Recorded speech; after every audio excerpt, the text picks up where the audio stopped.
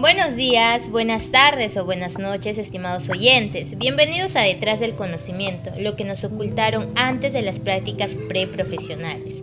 En este episodio vamos a hablar sobre algunos mitos que rodean a las prácticas preprofesionales, un tema que genera muchas dudas y expectativas en los futuros profesionales. Bueno, para desmentir o quizás confirmar estas ideas, nos acompañan profesionales de diferentes carreras que con sus experiencias nos ayudarán a ampliar el panorama sobre lo que realmente implican las prácticas. Entonces, a menudo se dice que hay una brecha entre la teoría aprendida en la universidad y la práctica profesional. En tu experiencia, Natalia, cuéntanos, ¿cómo se aplicó la teoría en tus prácticas? ¿Realmente te sirvió de algo? Mira, es una pregunta excelente, ¿no? Y muy común. Al principio, ¿no? La verdad es que sentí que la universidad me había preparado para un mundo ideal, no para el real, ¿no? Las teorías y los casos que estudiamos eran perfectos, los hechos eran claros, la ley aplicable no era evidente y la solución casi siempre es una línea recta. Pero sin embargo, en el mundo real, los problemas son complejos, ¿no? Y turbios.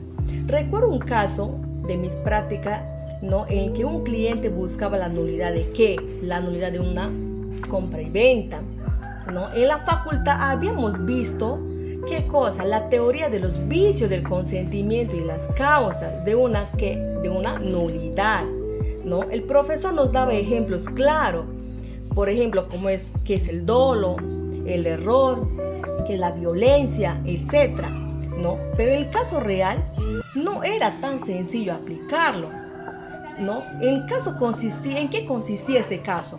En que el cliente había firmado, ¿no? Un contrato sin haber leído, ¿no?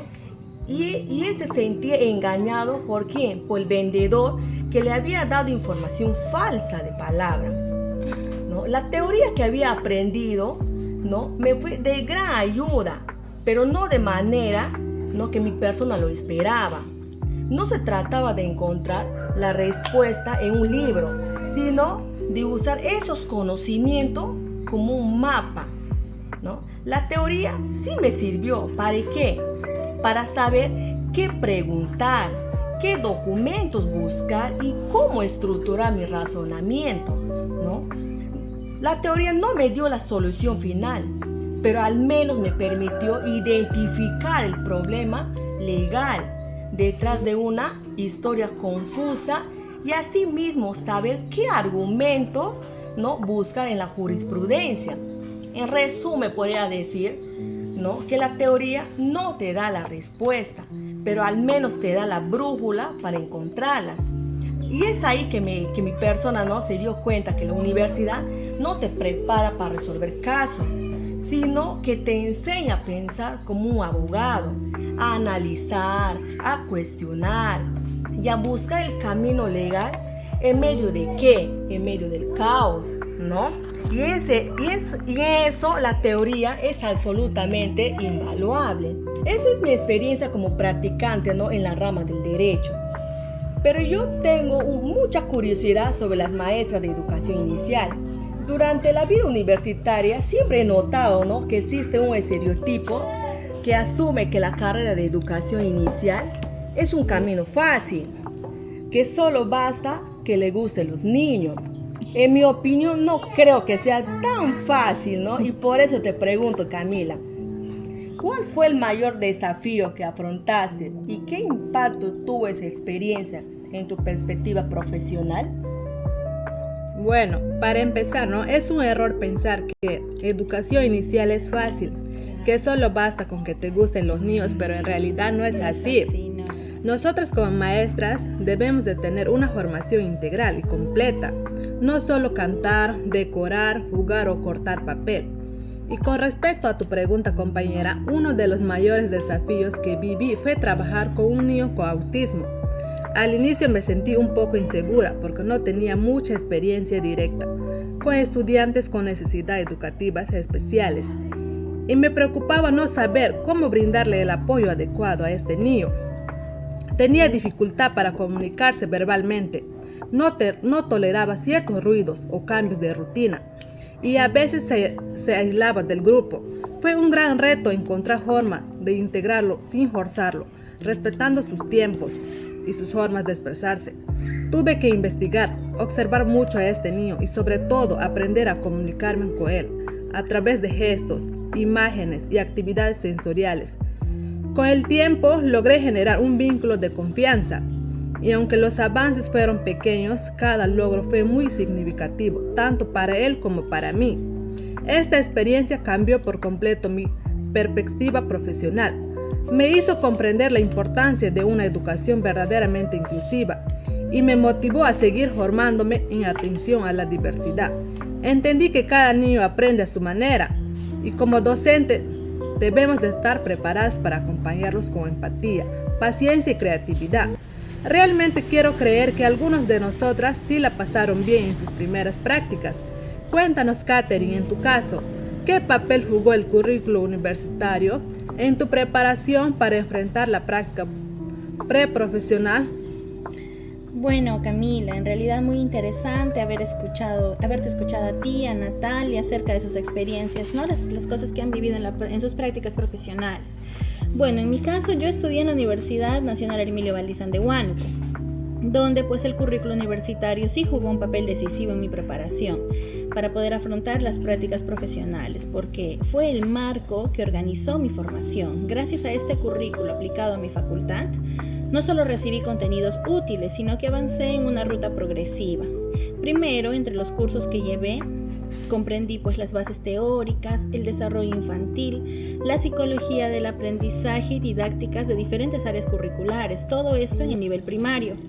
Y luego tuve la oportunidad de aplicarlas en simulaciones dentro de las aulas universitarias y después recién en escenarios más reales, como cuando me tocó hacer mis prácticas profesionales con niños de 4º grado de primaria. Sin embargo, lo más importante fue que el currículo me permitió articular la teoría que yo adquirí en la universidad y las prácticas, ¿no? Cada curso que llevé antes de salir a las prácticas fue como una pieza de un rompecabezas, amigas. Los cursos de didáctica me ayudaron sí a planificar, los cursos de inclusión y diversidad pues me prepararon para atender diferentes realidades en el aula. Pero no todo era color de rosa, ya que, sin embargo, a pesar de todo ello, pude notar que el currículo aplicado a mi facultad no siempre estaba alineado con lo que enfrentábamos en las escuelas. Hubieron momentos en que los cursos en la U pues eran demasiado teóricos y al llegar a la práctica descubrí que sí necesitaba más estrategias concretas, más acompañamiento y en mi caso pues pienso que un contacto más temprano con la realidad, es decir, realizar mis prácticas profesionales tal vez, no sé, ¿no? Desde el 3er ciclo, hubiese favorecido mi desempeño laboral inicial.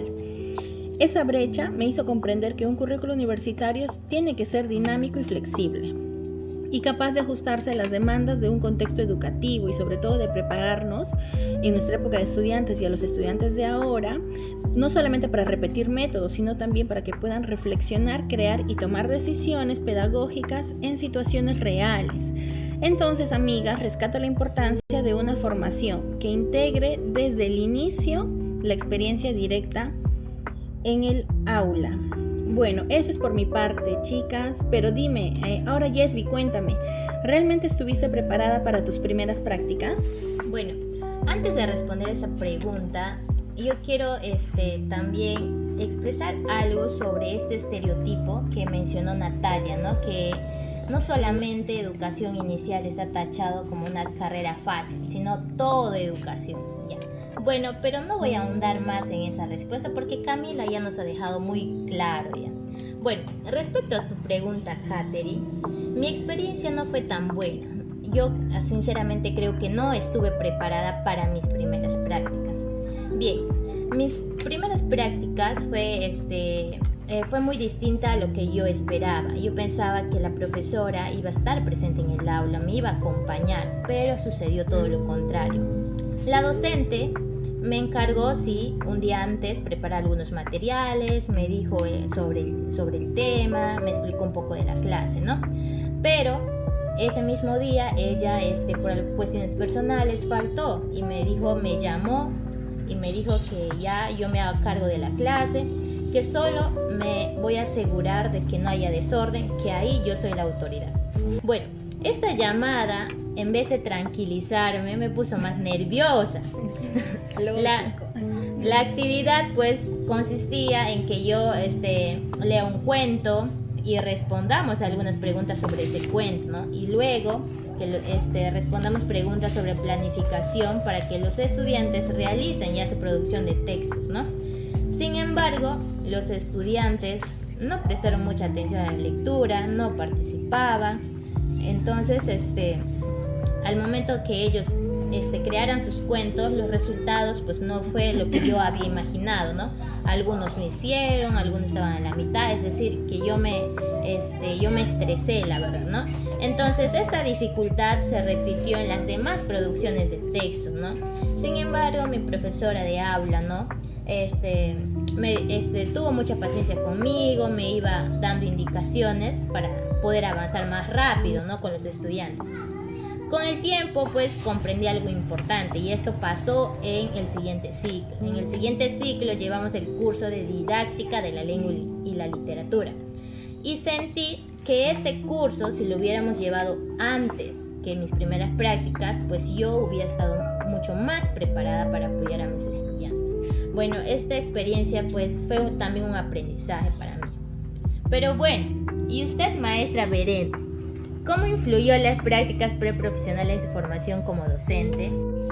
Excelente la pregunta. Quiero compartir mi experiencia en el aula de educación intercultural bilingüe, donde que mi formación ha sido en el Instituto de Educación Superior Público Bilingüe. Desde mi experiencia profesional, en el que influyó profundamente en mi formación como docente reflexiva e innovadora. Me permitió vivir procesos de reflexión, tanto individual como colectiva, sobre mis acciones en el aula. La práctica reflexiva me permitió cuestionar mis propias estrategias, planificar y replantear mis decisiones pedagógicas como base en la experiencia en el aula, dinamizando así mi crecimiento profesional y personal. Bien, y con esto cerramos nuestro episodio de hoy. Hemos escuchado diferentes experiencias que muestran algo muy claro. No basta con la pasión, el deseo de enseñar o el entusiasmo de entrar al aula o a tus primeras prácticas, ¿no? La práctica profesional exige preparación, teoría aplicada y sobre todo una malla curricular que esté alineada con el campo laboral. Y ya que no se está cumpliendo con el artículo 40 de la Ley Universitaria 3220, que expone que el currículo universitario debe actualizarse cada 3 años e ir a la par con los avances científicos, tecnológicos o las condiciones del entorno que lo requieran. Esto significa que la formación debe responder a los cambios del mundo real y de prepararnos para enfrentar retos que nos van a surgir durante la profesión. Además, hay otro artículo, que es el artículo 42, que nos menciona los cursos de especialidad. Estos son muy fundamentales para la carrera profesional, pero en muchas mallas curriculares se priorizan más los cursos generales. Entonces, si la universidad no revisa y no adapta tampoco su malla curricular a esto, corremos el riesgo de recibir estudiantes con conocimientos descontextualizados, sin herramientas para lo que realmente les toque enfrentar. Pero cuando la malla esté bien diseñada, actualizada y se conecta con la teoría y con la práctica, se produce algo poderoso. El estudiante no solo aprende, sino también se siente capaz y confiado, listo para poder aportar a la sociedad. Entonces, bueno, tampoco no hay que asustar a nuestros oyentes. Para todos quienes están en prácticas o están a punto de entrar a ellas, exijamos que nuestras universidades, nuestras autoridades cumplan con esa actualización curricular, que los docentes puedan mostrar cómo aplican la teoría en la práctica y que las experiencias en el aula no sean solo ejercicios aislados, sino puentes reales hacia el mundo profesional. Bien, muchas gracias por acompañarnos hoy, queridas amigas. Fue muy significativo sus aportes en este podcast. Nos vemos en el próximo episodio de Detrás del Conocimiento, donde seguiremos descubriendo lo que no siempre nos contaron. Hasta pronto. Bye.